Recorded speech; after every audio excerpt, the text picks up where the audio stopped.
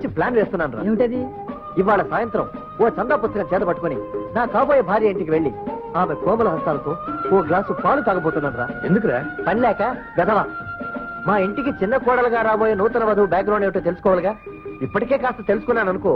వాళ్ళ మేనమావ చాలా మంచివాడట, కానీ ఆయన భార్య కాస్త ఫైర్ బ్రాండ్ అని విన్నాను. చూద్దాం, అది చూద్దాం. మాట్లాడరేమండి.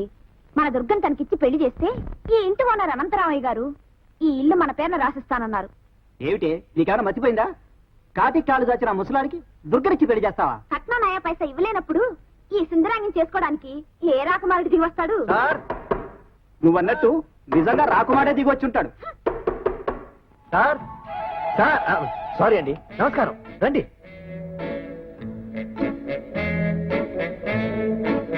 అసలు మీరు ఇంతకీ అదో పెద్ద కథలే బాబాయ్. మేమందరం కలిసి ఓ ఘనకార్యం తలపెట్టాం. విషయం ఏమిటంటే దుర్గాదేవికి పూజలు చేస్తున్నాం, అందుకే చందాలు వసూలు చేస్తున్నాం. మీ వల్ల అయింది. ఏమైంది? తల తిరుగుతుంది, పడిపోతున్నాను. పట్టుకోట్రా, తీసుకుని లోపల తీసుకుని. ఏమిటి ఇలా అయిపోయాడు బాబు? ఏం లేదండి, మావాడు అప్పుడప్పుడు కళ్ళు తిరిగి ఇలా పడిపోతుంటాడు. అయ్యో పాపం. ఏమిటండి ఈ పాడు పీడ? అబ్బా ఉండవే, నేను వెళ్ళి డాక్టర్ పిలుచుకొస్తాను. అబ్బే అక్కర్లేదండి, ఒక గ్లాస్ వేడివేడి పాలు ఇచ్చేస్తే అదే తగ్గిపోతుంది. వేడి వేడి పాలా? అవును పిన్ని గారు, డాక్టర్ చెప్పాడు ఒక్క గ్లాస్ వేడి పాలు తాగితే తగ్గిమని తగ్గిపోతుందని. హలో, డాక్టర్ పాలు ఒక్క కుక్కలో తాగేమన్నాడా, కొంచెం కొంచెం తాగమన్నాడా? ఇది ప్లాన్ లో లేదే, ఒక్క కుక్కలో తాగేమన్నాడు. అయ్యో పాపం, కొంచెం ఉండండి, నేను వెళ్ళి వేడి వేడి పాలు తీసుకొస్తాను. వేడి పాలు తాగితే తగ్గే రోగం ఇదెక్కడ రోగం అండి? నేనెక్కడా చూడలేదు. పాలు ఒకే కుక్కలో తాగమన్నాడా? దీంట్లో అతిరేటంత ఉప్పు తగిలిస్తాను.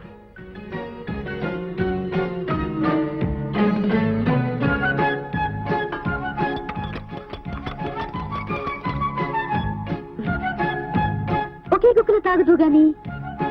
ఇప్పుడు ఎలా ఉంది నాయనా? కొంచెం బెటర్ గా ఉంది బాబాయ్, పాలవాసన వస్తుందిగా, అందుకని. అయితే ఇక పాలు తాగడం అనవసరం. అబ్బా, నీకెప్పుడు తొందర పిన్ని. ఇప్పుడు పాలు తాగకపోతే మళ్ళీ కళ్ళు తిరిగి టక్కిమని పడిపోతాను. చెప్పు బాబాయ్. ఇదిగో పాలు తాగండి. లేస్తారా లేవదీయాలా? నేనే లేస్తాను. పాలు చూడగానే నా ప్రాణం లేసొచ్చినట్టు అయిపోయింది. ఇదేదో మామూలు రోగం కాదు. లేదట, ఈ కాలపు కుర్రాళ్ళకి చాలా మందికి ఉండే రోగమే. మీరు తాగండి.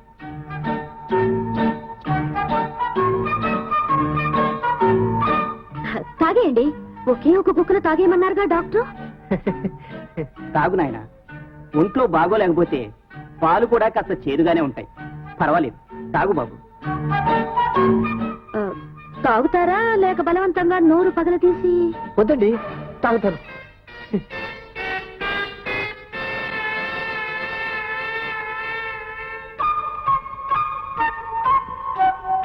ఎలా ఉంది నాయనా? వద్దండి. రోగం పూర్తిగా కుదిరిందా నాయనా? కుదిరిందండి. పాలు తాగాడుగా, రోగం పూర్తిగా కుదిరింది. ఇక లేచి నడవడమే కాదు, పరిగెత్తగలడు కూడా.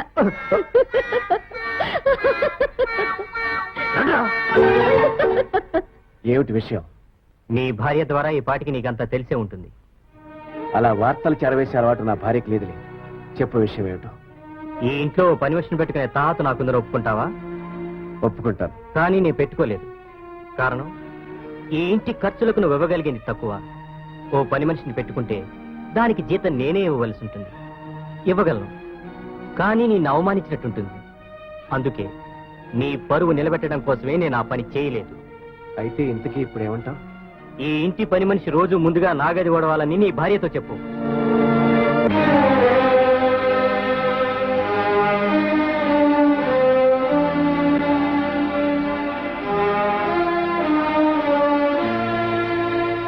ఏమండి, మీరేం బాధపడకండి. వాళ్ళు ఎన్ని మాటలన్నా నేను పట్టించుకోలేండి. మాది పేద కుటుంబం. పైసా కట్నం లేకుండా మీ నాన్నగారు, మా నాన్నగారి మీద గౌరవం కొద్దీ నన్ను ఇంటి కోడలిగా చేసుకున్నారు. నాకు చిన్నప్పటి నుంచి ఇంటి పనులు అలవాటేనండి. ఇప్పుడు కూడా ఎంత పనైనా అలసట లేకుండా, బాధ లేకుండా చేస్తాను. ఇలాగే నా మీద అనురాగం ఉన్నన్నాళ్ళు ఎటువంటి అవమానాలు, బాధలు నన్నేమీ చేయలేవండి. నువ్వెంత చెప్పినా ఈ ఇంట్లో నీకు జరిగే అన్యాయం నాకు తెలుసు శాంతి. కానీ ఏం చేయను?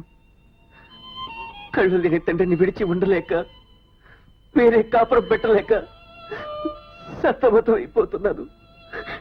ఆ పని మాత్రం చేయకండి. ఈ చీకటి లోకంలో మీరొక్కరే ఆయన కాంతి కిరణం. మీరంటే ఆయనకు పంచ ప్రాణాలు. Durga Durga, my dear Romeo. అబ్బా, నీకెప్పుడు తొందర దుర్గా. నేను రాయాలనుకున్నా, నువ్వు రాశావు. దుర్గ రాయనదేమనగా, ఒరే శంకర్ ప్రసాద్, నువ్వు పెద్ద సారా సామ్రాట్ అని విర్రవిగ్గుచున్నావు. నీ దొంగ సారా బట్టీలు ఎక్కడెక్కడ ఉన్నాయో అంతా మాకు తెలుసు. నేనంటే మీకెంత ఇష్టమో తెలుసుకోవాలని. నిజంగా మీకు నా మీద లవ్ ఉంటే ఉంది. ఈ రోజు రాత్రి 11 గంటలకు. అదేమిటి? ఈ రాత్రి 11 గంటలకి నీ సారా కొట్టు పక్కన పార్క్ లోకి 5 లక్షలు మీ మనిషికిచ్చి పంపించు. నీచంగా సారాయి కొట్టి దగ్గర రమ్మంటుంది. పెళ్లికి ముందే దుర్గతో మాట్లాడి ఈ పాడాలట్లు మార్పించాలి. సారాయి కొట్టి దగ్గర ఉన్న పార్కు బయట. అమ్మయ్యా, సారీ దుర్గా, నిన్ను నేను శంకించాను. లేదా నీ సమాచారం పోలీసులకు చేరిపోతుంది. ఆ దెబ్బతో నీ దొంగ సారా బట్టీలు సఫా ఇట్లు. ప్రియాతి, ప్రియమైన మీ దుర్గా. దుర్గా, ఈ రాత్రి పార్క్ లోకి 5 లక్షలు పంపుతా.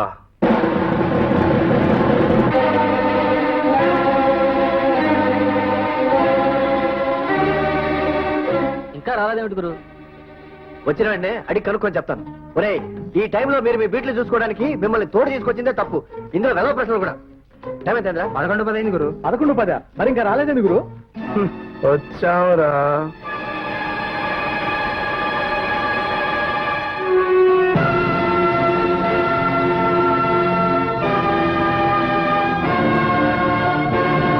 Hello, good morning. చాచా, గుడ్ ఈవినింగ్. Good night. ఈయన మీకు ముందే తెలుసా? అబ్బే, 5 లక్షలు కావాలా? 5 లక్షలా? ఏమిటండి మీరు అనేది? ఏమిటా, పోలీసులకు చెబుతారా? పోలీసులా? అబ్బే, రైట్.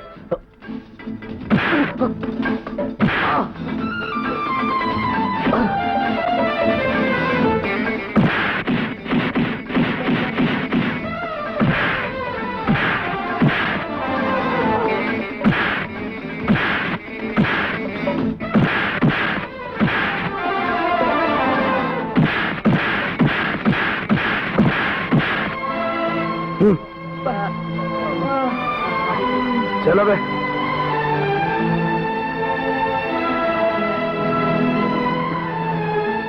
రవి, సారీ రవి, ఇలా జరుగుతుంది అనుకోలేదు. ప్లీజ్ రవి,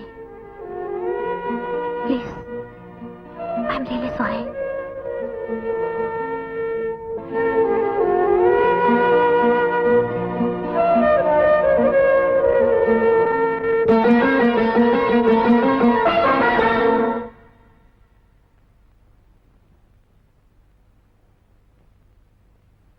ఏమండి అత్తయ్య, ఓసారి ఇలా రండి. ఏమిటమ్మా? ఈ గది ఊడ్చారా? ఊడ్చానమ్మా. ఇది ఊడ్చిన కొంప. ఎక్కడి దుమ్ము అక్కడే ఉంది. ఏమండి, ఓసారి ఇలా రండి. మళ్ళీ ఊడుస్తానమ్మా. ఏమండి, తొందరగా రండి. వస్తున్నా, తెస్తున్నా, వస్తున్నా, వస్తున్నా, తెస్తున్నా. చూడండి, ఈవిడికి ఇల్లు కూడా ఉడవడం రాదు. మీ నాన్నగారు ఈవిడితో ఎలా కాపురం చేశారో ఏమో. ఈమెతో వేగలేకి పోయి ఉంటారు. ఎంతో కష్టపడి కాఫీ చేశా. కాస్త తాగి పెడతావా? ఛీ, ఛీ, ఛీ, ఛీ. ఏమిటండి, మీకు కాఫీ చేయడం కూడా రాదు. మీలాంటి ముగ్గురితో నేను కాబట్టి కాపురం చేస్తున్నాను. వేరే ఎవరైనా అయితేనా?